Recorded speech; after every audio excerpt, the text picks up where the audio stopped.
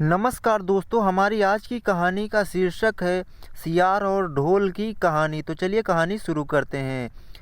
एक बार एक जंगल के निकट दो राजाओं के बीच घोर युद्ध हुआ। एक जीता दूसरा हारा। सेनाएं अपने नगरों को लौट गई। बस सेना का एक ढोल पीछे रह गया।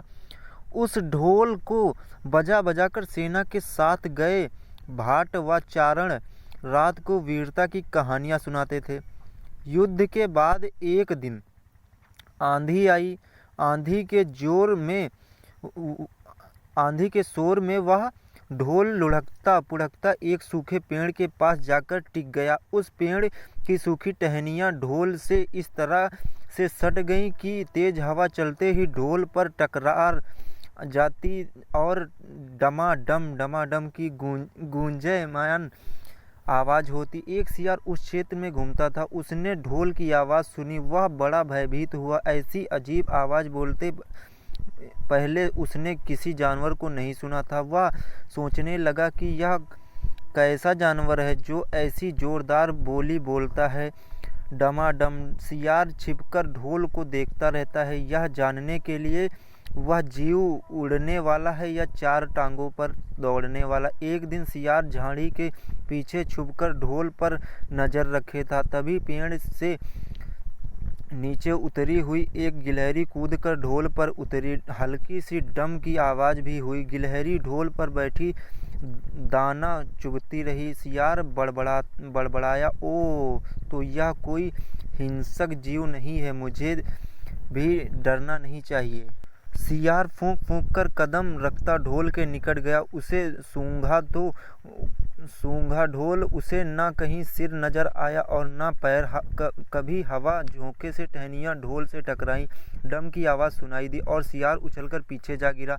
अब समझ आया। सियार उठने की कोशिश करता हुआ बोला, यह तो बाहर का खोल है जीव, इस खोल के अंदर है। आवाज़ बता रही है कि जो कोई भी जीव इस खोल के भीतर रहता है वह मोटा ताज़ा होना चाहिए, चर्बी से भरा शरीर, तभी ये डम की जोरदार बोली बोलता है। अपनी मांद में घुसते ही सियार बोला, ओ सियारी, दावत खाने के लिए तैयार हो जा। एक मोटे ताजे शिकार का पता लगाकर आया हूँ। सियारी पूछने लगी, तुम उसे मारकर क्यों नहीं लाए? सियार ने उसे झिझकी दी, क्योंकि मैं तेरी तरह मूर्ख नहीं हूँ। वह एक खोल के भीतर छिपा बैठा है। खोल ऐसा है कि उसमें दो तरफ सूखी चमड़ी के दरवाजे हैं। मैं एक तरफ से हाथ डाल उसे पकड़ने की कोशिश करता हूँ तो वह दूसरे दरवाजे से ना भाग जाए। चांद निकलने पर दोनों ढोल की ओर गए। जब वे निकट पहुँच रहे थे कि फिर हवा से टहनियाँ ढोल पर टकराई और डम की आवाज़ निकली। सियार सियारी के कान में बोला, सुनी उसकी आवाज़?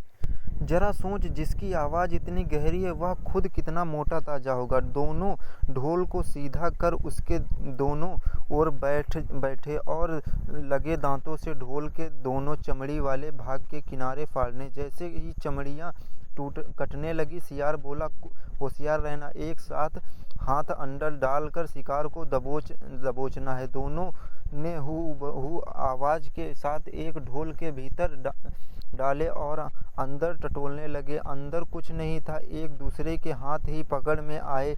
दोनों चिल्लाए, है यह तो कुछ नहीं है, और वे माथा पीटकर रह गए।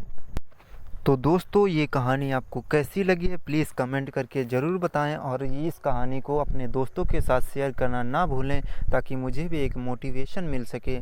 तो बाकी अब हम मिलते हैं आपसे नेक्स्ट स्टोरी में। नेक्स्ट स्टोरी किस टॉपिक पर आप देखना चाहते हैं प्लीज़ कमेंट सेक्शन में ज़रूर सजेस्ट करें। तब तक के लिए आप सुनते रहिए हमारे चैनल पर दूसरी कहानियाँ। हम मिलते हैं आपसे नेक्स्ट वीडियो में किसी अगली नए स्टोरी के साथ में। तब तक के लिए गुड नाइट।